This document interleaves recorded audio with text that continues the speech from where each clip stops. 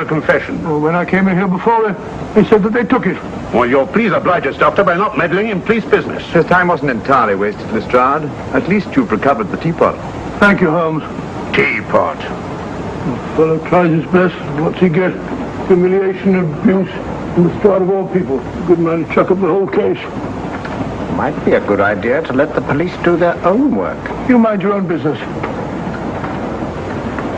Oh, there you are, Watson. How about a spot in my compartment? Thanks, old man. Serve him right if I got a bit tiddler.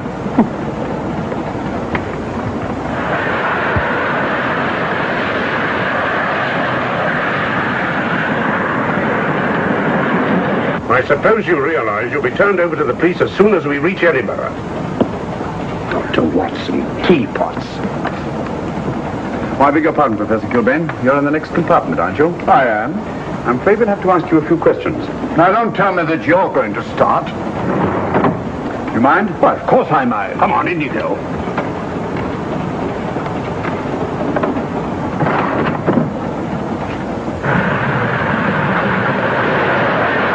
A brilliant mind, but there have been times when...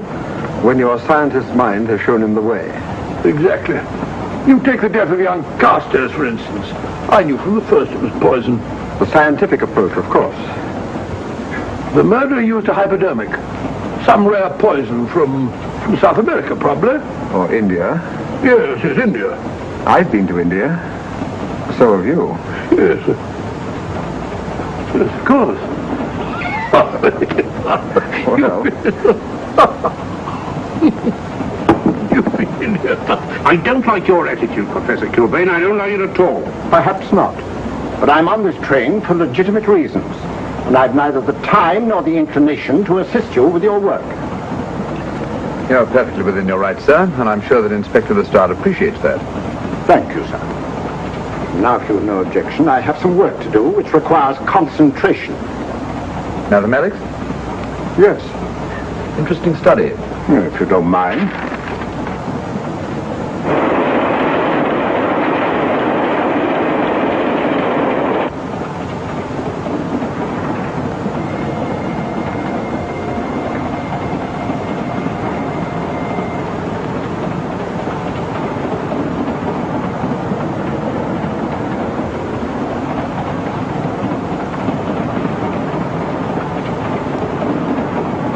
Looking for something, Lady Margaret?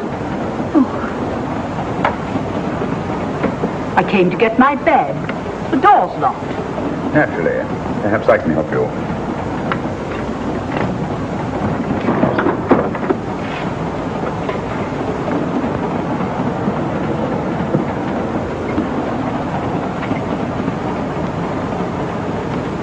Thank you. Mr. Holmes, I must talk to you about the diamond. Oh, don't you worry about that, Lady Margaret. £50,000, and you tell me not to worry? My son employed this man to guard it, and it was stolen right under his very nose. I warn you, I intend to take this matter up with your superiors. I'm a private agent, Lady Margaret. Good.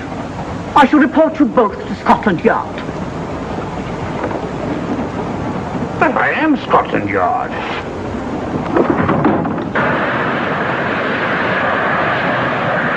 Lady Carstairs entered the dining car alone.